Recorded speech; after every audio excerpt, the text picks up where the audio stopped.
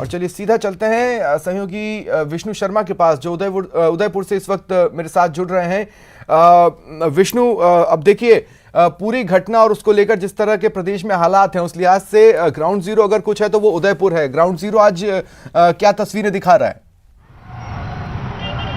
देखिए, इस वक्त हम मौजूद हैं सूरज पोस्ट सर्किल पर। यहीं से कन्हैया लाल जो है साहू, उनका शव यात्रा निकल रही है और आप देख सकते हैं सैकड़ों की संख्या में लोग जो है, सामाजिक कार्यकर्ता जो है, सामाजिक संगठनों के लोग हैं, उनके रिश्तेदार हैं, व्यापार मंडल के लोग हैं, वो शव यात्रा में शामिल हुए। लगातार जो है नारेबाजी हो रही है और आरोपियों को जो है फांसी की सजा सुनाने की मांग की जा रही है। यहाँ पे जो ये शव है वो इस गाड़ी में रखा हुआ है। आप देख सकते हैं भारत विकास परिषद की गाड़ी है जिसमें ये शव रखा हुआ है और पुलिस का जो जाप्ता है, पुलिस के अधिकारी, तमाम अधिकारी इस शव यात्रा के आगे और पीछे लगे हुए हैं और आप देख सकते हैं सैकड़ों की संख्या में लोग कन्हैया लाल के समर्थक जो हैं वो इस काफिले में शामिल हैं, शव यात्रा में शामिल हैं। मैं आपको दिखा रहा हूँ ये विजुअल, जहाँ पर शव यात्रा इस गाड़ी में, सफेद रंग की जो गाड़ी चल रही है उसमें जो है शव है और आगे और पीछे शव यात्रा के पीछे जो है पुलिस अधिकारियों को जाप्ता है। जिला कलेक्टर इसमें मौजूद है, उदयपुर के एसपी इसमें मौजूद है, इसके अलावा जो डीआईजी हैं राजेंद्र कुमार वे इसमें मौजूद है और पीछे पूरा काफिला है। करीब 1 किलोमीटर लंबी ये शव यात्रा है जिसमें हजारों की संख्या में, सैकड़ों की संख्या में लोग यहाँ पर शव यात्रा में चढ़ रहे हैं। जी बिल्कुल, और हम इन तस्वीरों को देख पा रहे हैं। देखिए इस पूरी घटना से लोग आक्रोशित हैं और इंसाफ की मांग कर रहे हैं और प्रदेश सरकार की तरफ से भी तेजी से कदम उठाए गए। कुछ ही घंटों के भीतर आरोपियों को गिरफ्तार भी कर लिया गया। फास्ट ट्रैक कोर्ट में इस मामले की सुनवाई भी होगी और तमाम जो एहतियातन कदम हालात के मद्देनजर रखे जा सकते हैं वो वहां पर रखे जा रहे हैं। तमाम अतिरिक्त जाब्ता विष्णु वहां पर उदयपुर में डिप्लॉय किया गया है और कई आला अधिकारी जो इस तरह के हालात को कंट्रोल करना बेहतर तरीके से जानते हैं, उन्हें वहां पर डिप्लॉय किया गया है। इस संबंध में क्या जानकारी है? कौन कौन क्या क्या जिम्मेदारी उठा रहा है? कौन किस चीज को लीड कर रहा है? देखिए, इस पूरे घटनाक्रम के बाद जब ये कल हत्या की वारदात हुई और उसके बाद सोशल मीडिया पे वीडियो वायरल होने के बाद जब माहौल गरमाया, तब उसके बाद में जिला पुलिस, जो राजस्थान पुलिस मुख्यालय है, उसने इस पूरे मामले को गंभीरता से लिया। उसके बाद 600 से ज्यादा पुलिसकर्मियों को जाप्ता जयपुर से उदयपुर के लिए रवाना किया गया। उसके अलावा 2 एडीजी रैंक के अधिकारी यहाँ उदयपुर भेजे गए, जिसमें एक एडीजी दिनेश हेमंत थे, उसके अलावा जंगा श्रीनिवास राव यहाँ पर थे। उसके अलावा तत्काल इस पूरे मामले की लिए जांच के लिए एसआईटी का गठन किया गया, जिसमें एडीजी और आईजी रैंक के जो अधिकारी है उनको शामिल किया गया। 4 सदस्यों की टीम इसमें शामिल की गई। उसके अलावा उदयपुर रेंज और आसपास की रेंज के पुलिस ऑफिसर्स, करीब 30 से ज्यादा आरपीएस अधिकारी यहाँ पर भेजे गए ताकि इस पूरे मामले को कंट्रोल किया जा सके, किसी भी तरह की जो लॉ एंड ऑर्डर है उसको बिगड़ने से रोका जा सके। ऐसे में जो अधिकारी लगातार यहाँ पे गश्त की गई। उसके अलावा इंटरनेट बंद कर दिया गया और इंटरनेट बंद पहली बार राजस्थान में, यानी पूरे राजस्थान में सत्याकांड के बाद में इंटरनेट बंद करने की ये मामला सामने आया होगा। उसके अलावा बात करें यदि कर्फ्यू की, तो 7 इलाकों में उदयपुर में कर्फ्यू लगाया गया जहां पर पुलिस का जो है जाप्ता लगा हुआ है। उसके अलावा जहां घटना स्थल है, जहां पर कन्हैया लाल का मर्डर हुआ था, वहां पर भी पुलिस की जाप्ता है। वहां पर सभी लोगों की जो आवाजाही है रोकी गई है और एसआईटी की टीम वहां पर जांच कर रही है। करीब 1-1.5 घंटे पहले कन्हैया लाल का शव के पोस्टमार्टम हुआ, उसके बाद में शव उसके घर को भेजा गया और वहां से शव यात्रा अब अशोक नगर के लिए रवाना हुई है। जी, जिस तरह से पुलिस की कार्रवाई आगे बढ़ रही है और जिस तरह से तेजी से पुलिस एक्शन में भी आई, क्या लोगों की नाराजगी खाकी के प्रति कम हुई है? देखिए, लोगों का अब ये मानना है कि ये जो पूरा मामला है हत्याकांड नहीं बल्कि एक सुनियोजित षड्यंत्र था, जो कि एक कट्टरता के रूप में उसको अमल में लाया गया। ऐसे में दोषियों के खिलाफ फांसी की सजा की मांग की जा रही है। कुछ जो है लोगों, जो मृतक थे, उनके परिजनों को सरकारी नौकरी देने और लाखों रुपए का जो एक आर्थिक मुआवजा है वो देने की मांग की जा रही थी, जिसको सरकार ने पूरा भी कर लिया गया है। अब जो है जांच ही बाकी, चूंकि हत्यारे जो हैं, जो 2 आरोपी थे, वो वीडियो वायरल होने के कुछ घंटों के बाद ही राजसमंद की भीम कस्बे में पुलिस ने पीछा करके उनको पकड़ लिया है और हाथीपोल थाना जो है वहां पर उनसे पूछताछ की जा रही है। जी बिल्कुल, इस बीच चूंकि इंटरनेट सेवा बंद कर दी गई है, जाहिर तौर पर कल हमने देखा किस तरह से एक वीडियो तेजी से फैल सकता है और प्रदेश की साइबर सेल देर रात तक भी उस वीडियो को इंटरनेट से हटाने में सफल नहीं रही। देखिए, जब तक पुलिस इस पूरे मामले को समझ पाती तब तक वीडियो वायरल हो चुके थे। ऐसे में जब शुरुआत सबसे पहले इंटरनेट बंद करने की जो कवायद है वो उदयपुर शहर में शुरू हुई, लेकिन जब मालूम चला कि पुलिस अधिकारियों तक एक खबर पहुंची कि सोशल मीडिया पे इस पूरी घटना के वीडियो वायरल हो गए, तो राजस्थान में पूरे लॉ एंड ऑर्डर को बचाने के लिए राजस्थान पुलिस ने पहली बार पूरे प्रदेश में इंटरनेट को बंद कर दिया गया। एक एक कर जयपुर, उदयपुर, जोधपुर, अजमेर सभी संभागों के जिला जो संभागीय आयुक्त थे उन्होंने अपने पूरे संभाग में इंटरनेट बंद करने को जो है फैसला लिया और देर रात तक जब तक इंटरनेट बंद करने का फैसला पूरा अमल में लाया गया तब तक वीडियो वायरल हो चुके थे। हर सोशल मीडिया ग्रुप तक ये वीडियो जा चुके थे। ऐसे में जब भी इसी वजह से पीएचक्यू में एडीजी लॉ एंड ऑर्डर हवा सिंह घुमरिया ने अपील की थी कि कोई अगर वीडियो किसी के पास आया है तो वो उसे ना देखे। जी हमने जैसा कि आपने भी बताया विष्णु, उदयपुर के एक बड़े हिस्से में कर्फ्यू लगा हुआ है और देखा जाए तो पूरे प्रदेश भर में धारा 144 लगा दी गई है। लेकिन चूंकि इस पूरे मैटर में कन्हैया लाल जिसका मर्डर हुआ है उसके प्रति लोगों की जो भावना है वो सड़कों पर दिखाई दे रही है। ऐसे में अंतिम संस्कार के वक्त अंतिम यात्रा की जो तस्वीरें आपने पहुंचाई उसमें बड़ी संख्या में लोग जुटे हैं। अंतिम संस्कार खत्म होने के बाद जाहिर तौर पर इन क्षेत्रों में भी धारा 144 लग जाएगी। ऐसे में फिर इस तरह की गैदरिंग अलाउ नहीं होगी या फिर कंडीशंस कुछ और है? देखिए, मैं आपको बता दूं कि जब ये घटना कल हुई थी, जब घटना सामने आई तब उसके बाद ही पूरे प्रदेश में 1 महीने के लिए धारा 144 लागू कर दी गई। उसके अलावा इंटरनेट पर पाबंदी लगा दी गई। कहीं पर इंटरनेट की बंदी 48 घंटे के लिए की गई, कहीं पर कुछ संभागों में 24 घंटे के लिए इंटरनेट को बंद कर दिया गया। यानी कि कुछ जगहों पर इंटरनेट जो सेवा है वो आज शाम तक, आज रात तक लागू होगी। उसके बाद उसके अलावा कुछ जिले ऐसे भी जैसे कि उदयपुर संभाग है, यहाँ पर इंटरनेट की बंदी अगले 48 घंटे के लिए की गई। लेकिन इस बीच में आपको सबसे बड़ा खुलासा हम न्यूज 18 राजस्थान पर करना चाहेंगे कि कन्हैया लाल का जो शव का पोस्टमार्टम हुआ है उस शव के पोस्टमार्टम में करीब 20 से 25 चोटें कन्हैया लाल के जख्म जो है वो होना सामने आया है। और ये जो सभी जख्म थे वो उनके बॉडी के लेफ्ट जो साइड है उस पर यानी गर्दन, हाथ और कंधे पर छुरे के जो निशान है, करीब 20 से 25 जो घाव है उनके बॉडी पर होना सामने आया है। और ऐसे में ये बड़ा खुलासा हम न्यूज 18 राजस्थान पर कर रहे हैं। उसके अलावा मैं बता दूं कि एनआईए की टीम, एक एसपी चौधरी हैं, उनके सुपरविजन में एनआईए की टीम यहाँ पर पहुंच चुकी है। लेकिन उनका उदयपुर से पुलिस से संपर्क नहीं हुआ है। लेकिन उदयपुर पुलिस को ये सूचना है कि एनआईए की टीम एसपी चौधरी के सुपरविजन में यहाँ पर पहुंच चुकी है और अपनी पैरेलल जो जांच है वो कर रही है। लेकिन एनआईए की टीम कहाँ है, कहाँ जांच कर रही है, ऐसा अभी तक उदयपुर पुलिस के संपर्क में नहीं आया है। जी इसी से जुड़ा सवाल मैं आपसे लूंगा, लेकिन जो मेरा पिछला सवाल था मैं उसको थोड़ा और क्लियर करता हूं। विष्णु, मैं ये कह रहा हूं कि अभी जो आपने शव यात्रा की तस्वीरें हमें दिखाई उसमें बड़ी संख्या में जन सैलाब सा उमड़ा हमें नजर आया। उदयपुर के लोग बड़ी संख्या में उसमें शामिल हुए हैं जाहिर तौर पर, क्योंकि इस वक्त इमोशंस हाई हैं। ऐसे में पुलिस भी धारा 144 इस वक्त तो इंपोज नहीं कर सकती थी इस सड़क पर या इस मार्ग पर। अब जब अंतिम संस्कार हो जाएगा कन्हैया लाल का, उसके बाद बड़ी चुनौती ये होगी कि धारा 144 को किस तरह से इंपोज करवाया जाए। जी बिल्कुल, पुलिस के लिए चुनौती होगी और ये उनका पहला प्रयास होगा कि शव यात्रा पूरी हो जाएगी। उसके अलावा शव का अंतिम संस्कार होगा। उसके बाद जो भीड़ है उनको वापस घरों में भेजा जाए, सड़कों को खाली कराया जाए और कर्फ्यू की और धारा 144 की पूरी तरीके से पालना कराई जाए। लेकिन चूंकि अभी जो है आक्रोश काफी है, ऐसे में पुलिस जो है भीड़ से ज्यादा आमने सामने नहीं हुई, क्योंकि अगर यदि पुलिस आमने सामने होती तो फिर बड़ा कुछ और घटनाएं यहाँ पर हो सकती थी, लॉ एंड ऑर्डर बिगड़ने की सिचुएशन आ सकती थी। ऐसे में पुलिस जो है भारी जाब्ता लगा करके इस पूरे भीड़ को कंट्रोल करने का काम आज कर रही थी। उनको रोका नहीं गया और जो भीड़ आज चल रही थी उसको जाने दिया गया। जी आपको याद होगा विष्णु, इससे पहले कि मैं एनआईए वाले पर आऊं, मैं एक चीज और आपसे डिस्कस करना चाहता हूं। किसी भी बड़ी परीक्षा के वक्त जब इंटरनेट को बंद किया जाता है तो कुछ लोगों ने शॉर्टकट्स निकाले थे यहां वहां से ताकि किसी तरह से इंटरनेट को एब्जॉर्ब किया जा सके। आपको भी याद होगा परीक्षा के वक्त कुछ जगहों पर आया था कि भाई अगर आप इस यूआरएल पर जाते हैं तो आप किसी तरह से कुछ देर के लिए इंटरनेट चला सकते हैं। उस तरह की स्थितियां न बने, साइबर सेल का लगातार एक्टिव रहना बहुत जरूरी है।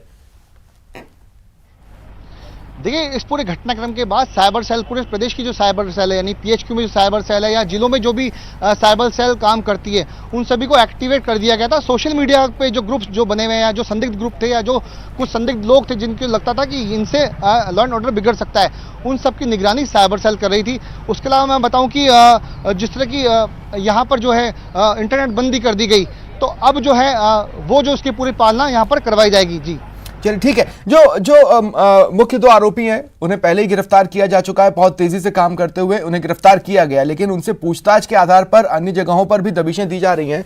उनसे पूछताछ के आधार पर और भी कई सारी जानकारियां निकलकर सामने आ रही हैं, कुछ और लोग भी गिरफ्त में आए हैं। इसका मतलब ये तो तय है कि ये पूरा घटनाक्रम एक सुनियोजित साजिश का हिस्सा था, लेकिन अब एनआईए इस संबंध में जांच करने वाली है कि क्या इसका कोई इंटरनेशनल लिंक हो सकता है, क्या इसके पीछे कोई आतंकी संगठन हो सकता है। इशारे किस तरफ जा रहे हैं, इशारे क्या मिल रहे हैं? देखिए, पूरे घटनाक्रम में जो वीडियो वायरल हुआ था, जो वीडियो आरोपी ने बनाया था, उस वीडियो में जब उन्होंने प्रधानमंत्री नरेंद्र मोदी का नाम लिया, उसके अलावा गुलाब चंद कटारिया का जो घर जहां पड़ता है उदयपुर में, उस गली का नाम लिया, तो ऐसे में सबसे बड़ी बात, प्रधानमंत्री का नाम सामने आने के बाद में एनआईए ने इस पूरे मामले को अपने हाथों में ले लिया। इसलिए दिल्ली से जो एनआईए की टीम है यहाँ पर पहुंची है कि अब चूंकि अभी फिलहाल जो प्रारंभिक इंट्रोगेशन है वो उदयपुर पुलिस कर रही है, उसके बाद एनआईए भी इन आरोपियों को जो है अपने हिरासत में लेगी और गहनता से उनसे पूछताछ की जा सकती है। हो सकता है कि यहाँ से उनको एक बार एनआईए अपने साथ ले भी जाए और बड़े जो खुलासे हैं कि इनका कनेक्शन किन लोगों के साथ में था, किन संगठनों के साथ में ये लोग जुड़े हुए थे या नहीं जुड़े थे, ऐसे कई मामले वहाँ पर खुलासे उनके भी एनआईए करेगी। जी, ये इस वक्त जो तस्वीरें कैमरामैन दिखा रहे हैं विष्णु, क्या लगा, क्या कोई फ्लैग मार्च पुलिस निकालने वाली है?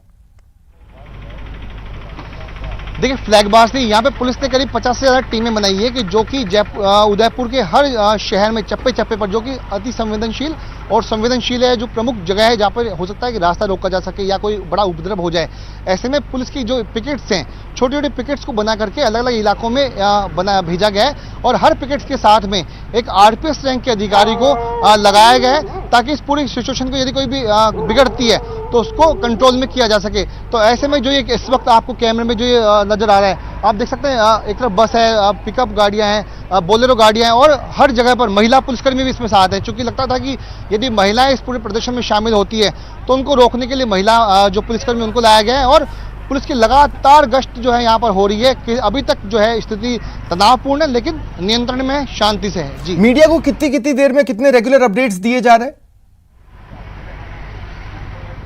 एक बार दोबारा से दोहराइए। विष्णु, मैं पूछ रहा हूं मीडिया को कितनी कितनी देर में अपडेट्स दिए जा रहे हैं? देखिए, मीडिया से जो है अभी तक अधिकारी जो है उनकी बातचीत हो नहीं सकी है। यदि जैसा कि हमने सुबह एसआईटी के जो चीफ थे जिनको बनाया गया है, आईजी प्रफुल्ल कुमार से बात की थी तो उन्होंने बताया कि घटना काफी विभत्स है और उसकी जांच के लिए हम यहाँ पर आए हैं, लेकिन उसके अलावा जो बाकी जो अधिकारी है वो अभी तक मीडिया के सामने नहीं आए। कोई ब्रीफिंग अभी तक जो है मीडिया से नहीं की गई है उदयपुर पुलिस के द्वारा, क्योंकि पहला उनका जो काम है वो ये है कि शव यात्रा को किसी भी तरीके से उसको पूरा करवाया जाए, अंतिम संस्कार शव का शांतिपूर्ण तरीके से कराया जा सके।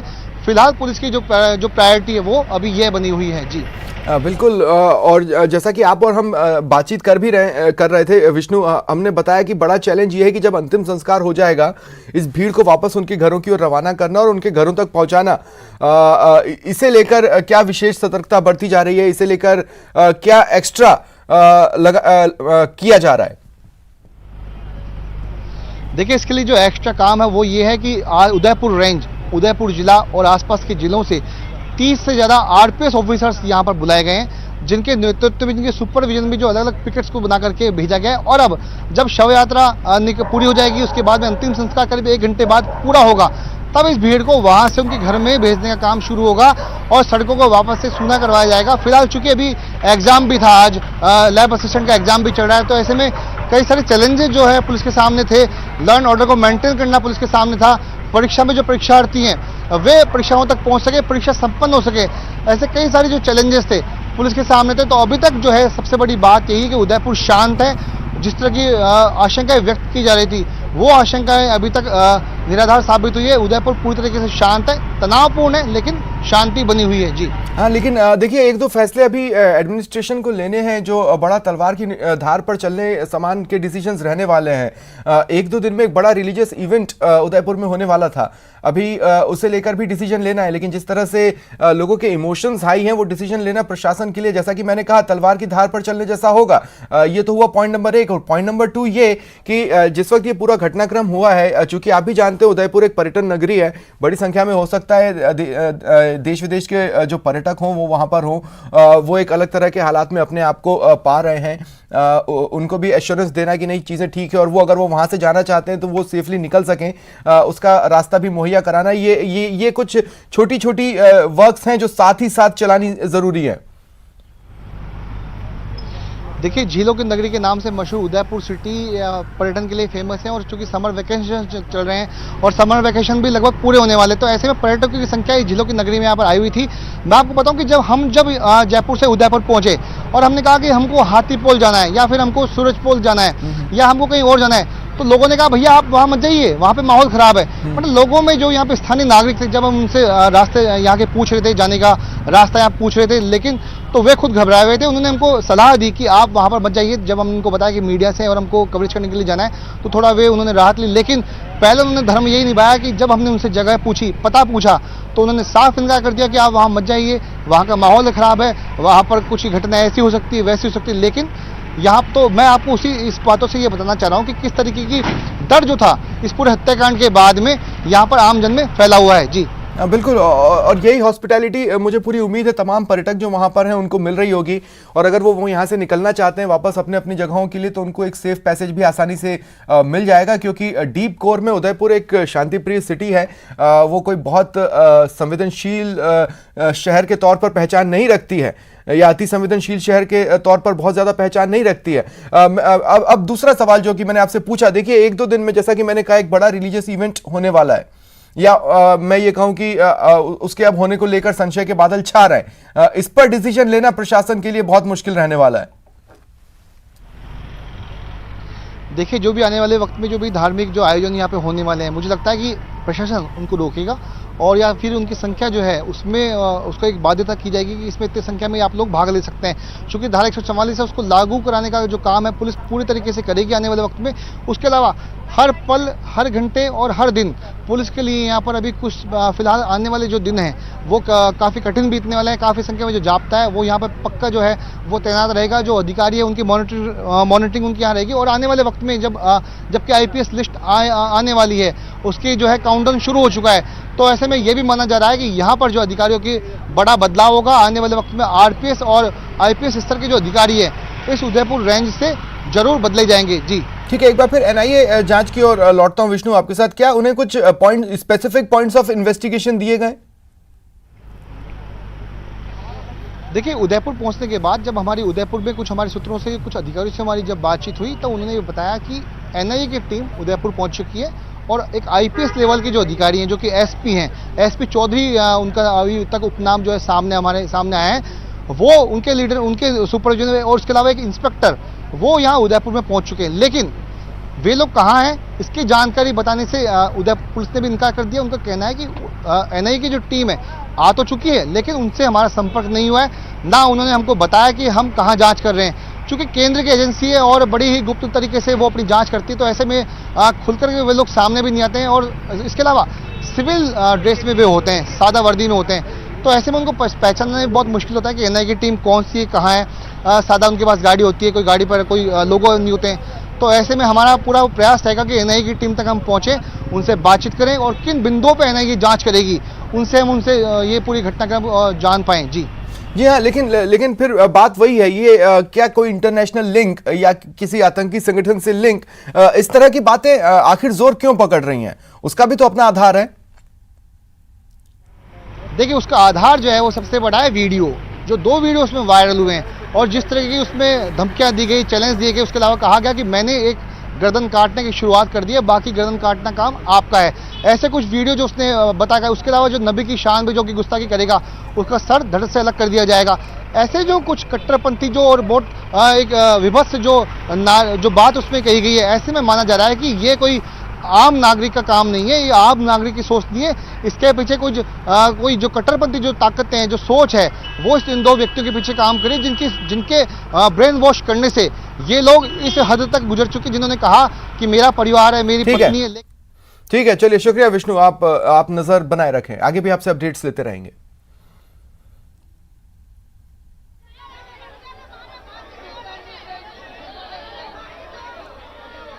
और देखिए लगातार वहाँ पर लोगों से हमारे सहयोगी बातचीत कर रहे हैं, सबका क्या कहना है हम आप तक पहुँचा रहे हैं। परिवार के सदस्यों ने क्या कुछ कहा, अब वो भी देखिए। उनको फांसी की सजा चाहिए बस, और कुछ नहीं चाहिए। फांसी की सजा अलावा कुछ भी नहीं चाहिए। बस दो, आप फांसी दो। उसको फांसी नहीं दोगे, आज हमारे को मारे, कल और दूसरों को मारेगा वो। फांसी हो, फांसी हो। पहले से बोल देते हैं, और राजनीतिक अपनी रोटियां निश्चय कि हमारे घर से हमारे मेंबर गया, जिसके ऊपर बीती है वही जानता है। उस हमारे घर से हमारे मामा जी को मारा गया है, तो उनको भी फांसी की सजा होनी चाहिए, होनी चाहिए। कोई चीज के लिए बढ़ावा मिलेगा। जो असामाजिक तत्व इस तरह के हत्याकांड कर रहे हैं, मेवाड़ की और राजस्थान की शांति भंग करने का प्रयास कर रहे हैं, उन्हें ऐसी सजा देनी चाहिए कि कभी कोई दूसरा असामाजिक तत्व इस प्रकार का एक परिवार का मुखिया चला गया है। सरकार साथ है, प्रशासन साथ है, पर जो वो कमी है परिवार की वो कोई पूरी नहीं कर सकता। आज उस महिला को अपने बच्चों के साथ, हालांकि हम सब साथ हैं, पर वो हम उनका पति लाके नहीं दे सकते। घटना हुई आप सबको पता है, उसमें 2 मुलजिम पकड़े गए, उनसे पूछताछ चल रही है और अलग अलग टीम पूछताछ कर रहे हैं। वो जो पूछताछ के हिसाब से जो भी जिनका भी इन्वॉल्वमेंट आएगा उनके खिलाफ भी इन्वेस्टिगेशन किया जाएगा। और अभी पोस्टमार्टम चल रहा है और हम अभी थोड़ी देर में दाह संस्कार हो जाएगा। वो परिवार से सब बातचीत हो रखी है और जितने भी संगठन है उनसे भी बातचीत हुई है। मैं उम्मीद है शांतिपूर्वक दाह संस्कार करा देंगे। सर, कंपनसेशन की भी कुछ डिमांड करी है इन परिवार वालों ने? वो तो कल बात हुई थी, वो कल कमिश्नर साहब ने उनको अश्योर किया है, ठीक है। उनको जो भी बातचीत है, वाजिब बातचीत है, उसके हिसाब से उनको कंपनसेशन दिया जाएगा। दोनों गिरफ्तार आरोपी क्या उदयपुर हैं या जयपुर? नहीं, अभी बाहर ही है, उदयपुर नहीं है, उनको बाद में पेश करेंगे। और अभी जो घटना है जो कल हुई है, उसमें जो अरेस्ट हुए हैं उनसे अच्छी तरह से पूरी टीमें पूछताछ कर रहे हैं। एसपी राजसमंद खुद ही लगे हुए हैं, उनसे काफ़ी डिटेल्स निकाल रहे हैं। जो एविडेंस हमें कलेक्ट करना है वो एविडेंस कलेक्ट करेंगे और हम अच्छे इन्वेस्टिगेशन करेंगे और कोशिश करेंगे इनको सजा करें। इस तरह से अच्छे इन्वेस्टिगेशन करें। पूरा टीम लगी हुई है।